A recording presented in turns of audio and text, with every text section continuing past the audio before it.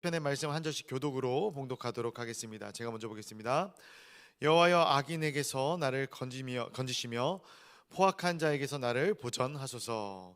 그들이 마음속으로 악을 꾀하고 싸우기 위하여 매일 모이오며 뱀같이 그 혀를 날카롭게 하니 그 입술 아래에는 독사의 독이 있나이다.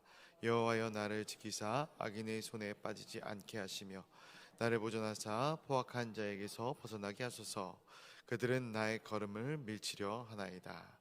교만한 자가 나를 해하려고 올무와 줄을 놓으며 길 곁에 그물을 치며 함정을 두었나이다. 내가 여호와께 말하기는 주는 나의 하나님이시며 여호와여, 나의 간구하는 소리에 귀를 기울이소서 하였나이다. 내 구원의 능력이신 주 여호와여, 전쟁의 날에 주께서 내 머리를 가려 주셨나이다. 여호와여, 악인의 소원을 허락하지 마시며 그의 악궤를 이루지 못하게 하소서. 그들이 스스로 높일까 하나이다. 나를 애워싸는 자들이 그들의 머리를 들 때에 그들의 입술의 재난이 그들을 덮게 하소서. 불 가운데와 깊은 웅덩이에 그들로 하여금 빠져 다시는 일어나지 못하게 하소서. 악담하는 자는 세상에서 굳게 서지 못하며 포악한 자는 재앙에 따라서 패망하게 하리이다. 내가 알거니와 궁핍한 자에게 정의를 함께 보겠습니다. 진실로 의인들이 주의 이름에 감사하며 정직한 자들이 주의 앞에서 살리다. 아멘. 오늘도 이 새벽 주님, 이 미명의 시간에 주님의 거룩한 존전으로 달려나온 하나님의 거룩한 백성 된 우리 성도님들을 진심으로 환영하고 축복합니다. 2024년이 벌써 4일이 되었습니다. 작심 3일이라는 말이 있는데, 우리가 하나님 아버지 앞에 이 송구 영신의 시간에 또 한 해를 정리하면서 시작하는 시점 가운데 계획하고 소망했던 그 일들이 잘 지켜지고 있는가. 3일이 지났습니다.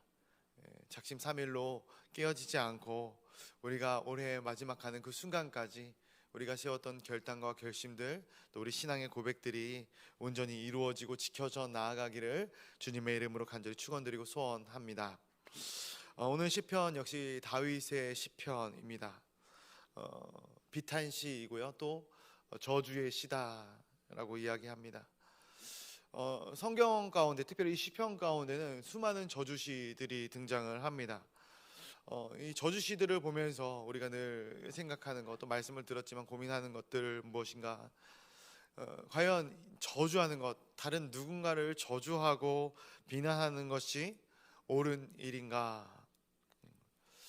누군가를 사람 앞에서 비난하고 비판하는 것은 100% 잘못된 일입니다. 절대로 하지 말아야 될 행동 중에 하나가 아닌가 싶습니다. 그러나 그 대상이 사람이 아니라 하나님이라면, 하나님 앞에서 우리가 이러한 저주와 비난을 쏟는 것들은 괜찮다 생각을 합니다.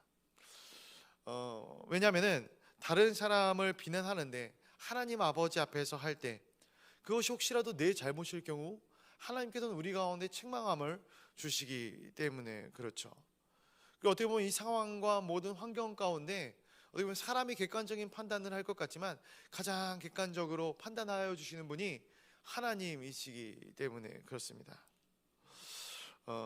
어찌 보면 모든 사람이 죄성이 있기 때문에 어떤 상황과 환경에 따라서 이 죄성을 분출하게 됩니다.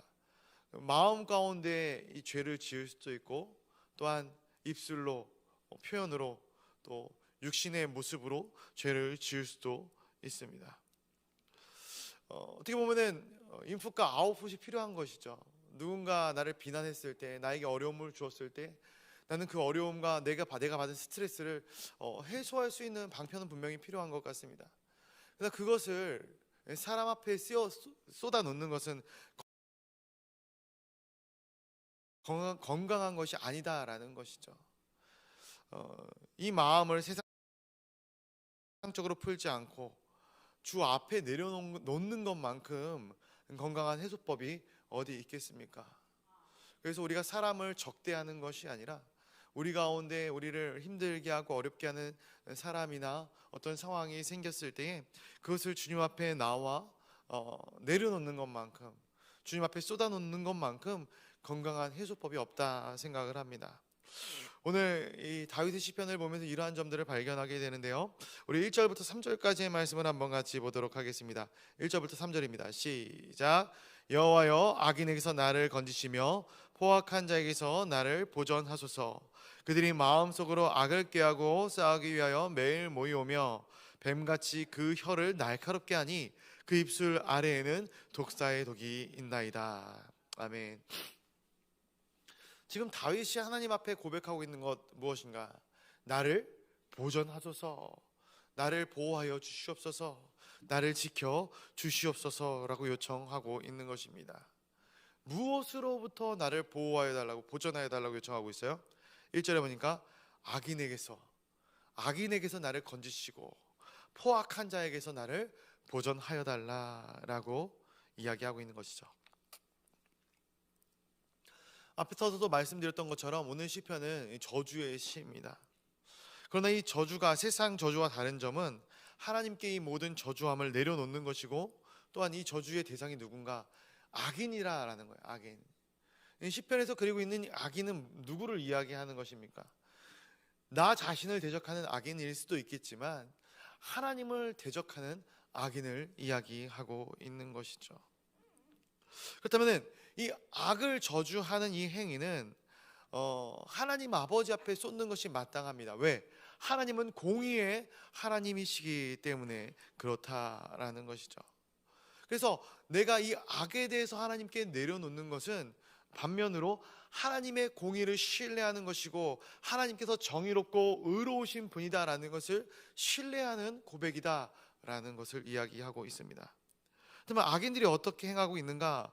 2절에 보니까 마음속으로 악을 꾀하고 싸우기 위하여 매일 모인다라고 이야기하고 있습니다. 어떻게 보면 이 악인들이 믿는 자들보다 더 치밀하다 생각을 합니다. 우리가 죄를 그냥 짓는 것이 아니죠. 마음 가운데 생각을 수도 없이 합니다. 할까 말까 고민을 하는 것이죠.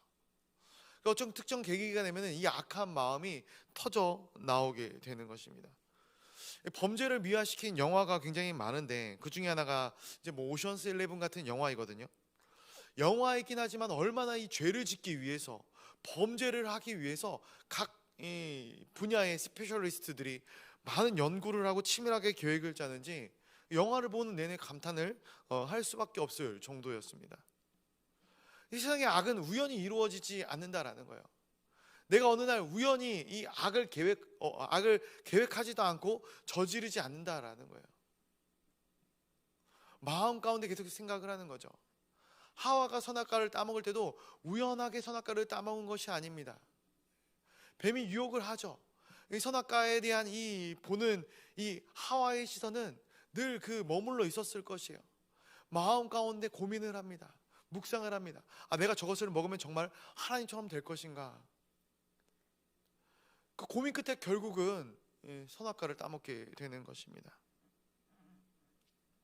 우리 안에 죄가 들어오면 그 죄에 대한 생각들을 계속해서 묵상하게 되어져 있어요.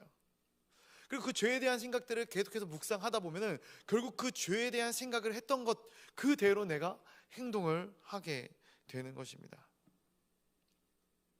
무릇 지킬 만한 것 중에 우리의 마음을 지키시기를 간절히 소원합니다. 또한 3절 말씀에 보면은 그 뱀과 같이 날카로운 혀, 그리고 입술 아래 독사의 독을 숨기고 있는 모습이 그려지고 있는 것입니다. 어떠한 표현입니까?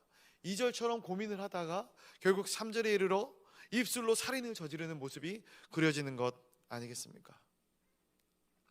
얼마나 많은 이 성경의 말씀 가운데 이러한 부분에 대해서 경고하고 있는지 모르겠어요. 왜 그럴까? 왜 입술에 대해서, 혀에 대해서 성경은 가장 많이 경고를 하고 있을까요?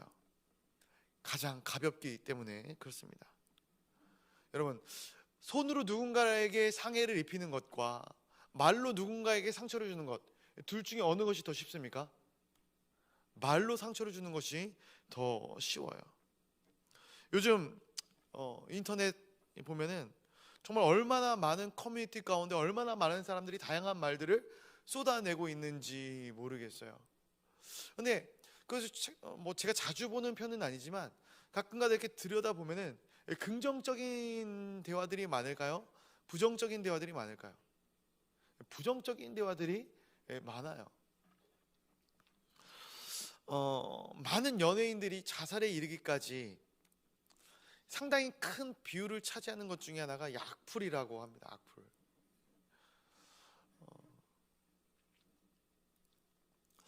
차마 말로 쏟아내지 못할 것들을 글로 쏟아내어 사람들의 마음 가운데 상처를 주고 또 잘못된 정보들을 쏟아내고 있는 것이 지금 이 세대가 아닌가, 이 세대의 안의 모습이 아닌가 생각을 합니다.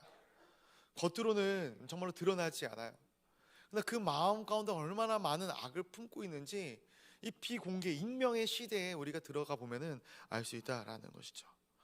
오늘 말씀에서처럼 뱀의 혀와 독사의 독을 가진 입술들이 얼마나 많은가 보게 됩니다. 우리 믿는 사람들은 사람을 죽이는 혀가 아니라 사람을 살리는 혀가 되어야 될 줄로 믿습니다. 그러나 아이러니하게도 이 다윗이 8절 이하에 고백하는 내용들을 보면은 어떻게 보면 사람을 죽이는 언어들을 내뱉고 있는 것이죠. 우리 8절부터 11절까지의 말씀을 한번 살펴볼까요? 8절부터 11절까지의 말씀 한번 읽어보겠습니다. 시작. 여호와여 악인의 소원을 허락하지 마시며 그의 악한 꾀를 이루지 못하게 하소서. 그들이 스스로 높일까 하나이다. 나를 에워싸는 자들이 그들의 머리를 들 때에 그들의 입술에 지나니 그들을 덮게 하소서. 뜨거운 숯불이 그들 위에 떨어지게 하시며 불 가운데와 깊은 웅덩이에 그들로 하여금 빠져 다시 일어나지 못하게 하소서. 악담하는 자는 세상에서 굳게 서지 못하며 포악한 자는 재앙이 따라서 패망하게 하리이다. 아멘. 이 말씀들을 한번 이미지화 시켜보시길 바랍니다. 어떤 이미지가 그려지시나요? 재앙과 환란의 이미지입니다. 심판의 날에 대한 이미지와도 같을 것 같아요. 다윗이 저주를 쏟고 있는 것이죠. 그렇다면은 이 다윗이 쏟는 저주, 이 죽이는 언어들이 잘못된 것인가? 만약에 이것들이 잘못된 것이었다면 하나님께서는 말씀 가운데, 성경 가운데 이 다윗의 표현들을 그대로 남겨놓지 않았을 것입니다. 그렇다면 하나님께서 다윗의 이 저주의 표현들을 그대로 남겨놓은 이유가 무엇일까? 8절에 보니까 악한 꾀라고 합니다. 악한 꾀를 이루지 못하게 하여 달라라고 이야기를 합니다. 이 악한 꾀가 무엇이겠습니까? 사람의 계획들, 세상의 계획들. 아까 전에 보니까 누군가를 죽이려는 그리고 누군가를 비난하고 힐난하는 그러한 계획들을 이야기하는 것 아니겠습니까? 이것의 결과가 무엇인가? 8절 말씀 후반절에 보니까 그들이 스스로 높일까 한다라고 기록되어져 있는 것이죠. 즉 악한 꾀는 뭐냐면은 나를 높이는 거예요. 그리고 하나님보다 어쩌면 내가 더 높아지고자 하는 그러한 모든 것들이 악한 꾀다라는 거예요. 내가 이 세상을 살아가면서 내 자신을 하나님보다 높인다. 아니 혹은 다른 물질이나 권력이나 내 자녀나 어떤 세상의 가치들을 하나님보다 더 높이는 것이 있다. 그것이 바로 악한 꾀다라고 이야기하고 있는 거예요. 악한 자들의 궁극의 목적이 무엇인가? 높아지는 거예요. 높아지는 것. 하나님보다 더 높아지는 것. 그래서 우리가 믿는 사람과 믿지 않는 사람의 가장 큰 차이는 삶의 목적과 방향성의 차이가 아니겠습니까? 믿는 사람들은 무엇을 향해 나아갑니까? 신앙을 향해 나아가는 거예요. 하나님을 향해 한 걸음씩 나아가고 있는 거예요. 저 천성의 문을 향해 한 걸음씩 나아가는 자들이 믿는 자들입니다. 그러나 세상은 무엇을 향해 나가요? 내 유익과 내 만족과 내 행복, 내 가치관에 가장 우선된 것. 믿는 자와 믿지 않는 자는 세상 사람과 하나님의 사람들은 이 삶의 목적 자체가 틀리다라는 거예요. 우리는 하나님을 높이기 위해서 하나님께 영광 올려드리기 위해서 이 땅을 살아간다면 세상의 사람들은 결국 이 모든 것들을 통해서 나를 높이는 자의 자리로 오르기 위해 살아나간다라는 것이죠. 그래서 그들이 이러한 내 자신이 높아지기 위해서 스스럼 없이 매 순간 하는 것이 악한 꾀다라는 것이에요. 오늘 시편은 다윗의 시편이기 때문에 다윗과 사울 왕을 예로 들어서 말씀을 드려 이해를 해본다면은, 사울 같은 경우는 처음은 하나님의 이 세우심으로 왕이 되었습니다. 그러나 그가 권력에 취한 나머지 점점 내 안에 하나님은 사라지고 내가 가득 차게 되어지는 것이죠. 물론 입술로는 하나님을 신앙합니다. 믿는다라고 고백해요. 그러나 그의 삶의 모습들은, 그의 삶의 태도들은 신앙이 있는 자의 태도가 아니에요. 그렇죠? 나를 보호하기 위해서, 내가 이 왕의 이 권력의 자리를 유지하기 위해서 살아가고 있는 것이에요. 결국 하나님의 뜻을 제대로 분별하지 못하는 지경에 이르고 하나님께서 세우신 다윗 왕을 죽이고자 하는 그러한 지경에 이르게 되는 것이죠. 그러나 다윗은 모든 상황에서 하나님을 앞세우고, 심지어 그가 왕이 된 이후에도 그 왕의 자리에서 만왕의 왕이신 하나님을 고백하는 다윗의 모습을 보게 되는 것이죠. 그렇게 하나님을 의지했던 다윗이기 때문에 지금 어떻게 보면은 악인들의 꾀에 내가 너무 넘어갈 것 같고, 그리고 악인들이 나를 둘러싸 진치는 이 자리 가운데, 이 작금의 상황 가운데 다음과 같은 고백들을 하게 됩니다. 9절부터 11절의 말씀인데요, 제가 한번 읽어드리도록 하겠습니다. 나를 에워싸는 자들이 그들의 머리를 둘 때에 그들의 입술이 재난이 그들을 덮게 하소서.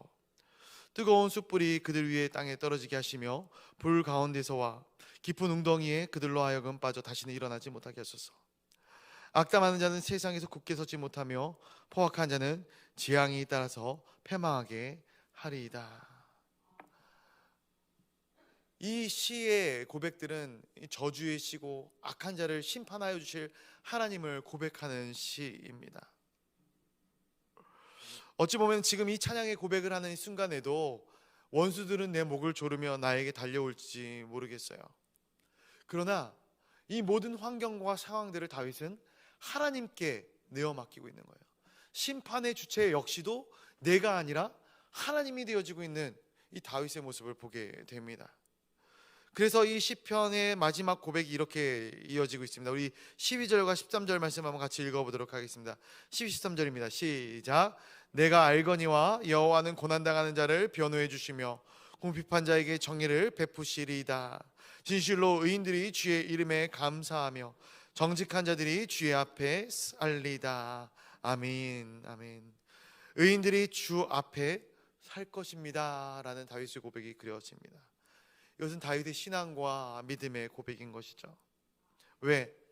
하나님은 하나님의 이름 앞에서 고난을 당하는 자들을 그냥 내버려 두시는 하나님이 아니시기 때문입니다. 그런데 우리는 때때로 하나님께 이러한 고백을 합니다. 하나님, 내가 고난을 당하고 있는데 하나님 대체 뭐 하는 것입니까? 왜 가만히 계십니까? 이러한 반문을 하나님께 드리지 않습니까? 하나님, 내가 이 정도의 고난을 당하였다면, 특별히 내가 하나님의 이름을 위하여 내가 당하고 있는 고난이 있는데 왜 주님 내가 이렇게까지 했는데도 아무런 반응이 없으십니까? 이러한 고백이 우리 가운데 혹시 나올지 모르겠어요. 그러나 오늘 이 다윗의 말씀을 기억하시길 간절히 소원하고, 또 모든 상황 가운데 주님이 우리를 살피시는 분이심을 기억하시기를 바랍니다. 마치 스테반 집사님이 돌에 맞아 죽어가는 상황 가운데서 이 성경 말씀을 보니까 하나님께서 그 자리 가운데 가만히 앉아있지 못하고 하나님 우편에 서신 것, 스테반 집사님이 그것을 보게 되거든요. 예수님이 하나님 우편에 서신 것을 보게 되는 것처럼, 하나님께서는 우리가 또 믿는 자들이 당하는 고난을 가만히 지켜보시는 분이 아니십니다. 마음 편히 앉아서 그래 어떻게 고난을 이기나 보자 이렇게 생각하고 이렇게 행동하시는 분이 아니시다라는 거예요. 끝까지 지켜보시고 편찮은 모습으로 믿는 자들의 고난을 바라보시며 어떻게 해서든 그 고난을 견딜 수 있는 힘과 능력을, 성령의 기름 부음을 더해 주시는 하나님이십니다. 그래서 하나님은 공의와 정의를 베푸시는 하나님이시다. 결국 의인된 자들, 하나님의 의로 말미암아, 하나님의 부르심으로 말미암아 의인으로 부르심을 입은 자들, 그 자들이 오늘 본문 말씀에 주 앞에서 살 것이다 고백하고 있는 것이죠. 사랑하는 성도 여러분, 오늘 다윗의 고백처럼 의인은 오직 믿음으로 살게 되는 것입니다.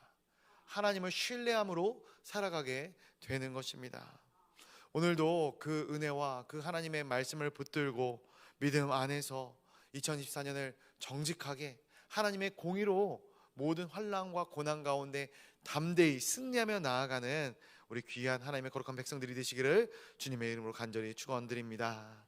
우리 이 시간 같이 기도하도록 하겠습니다.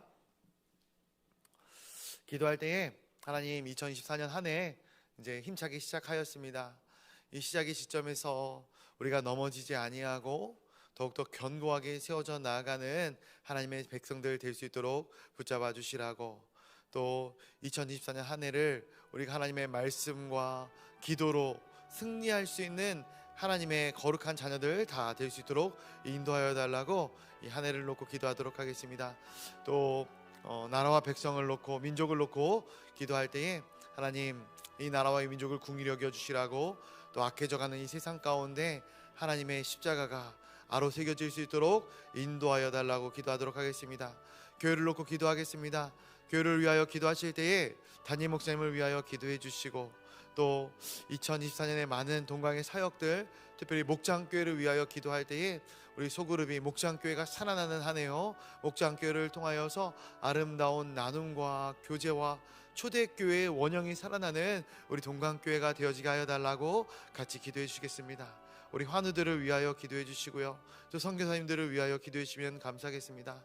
또 각자가 가져온 기도의 제목들을 위하여 기도할 때에 더욱더 간절히 기도하기 원하시는 우리 성도님들께서는 강대상 앞으로 달려나와 우리 주님의 이름을 부르짖으며 같이 기도해 주시면 감사하겠습니다. 이 시간 주님의 이름을 크게 한번 부르짖으며 기도의 자리로 나아가도록 하겠습니다.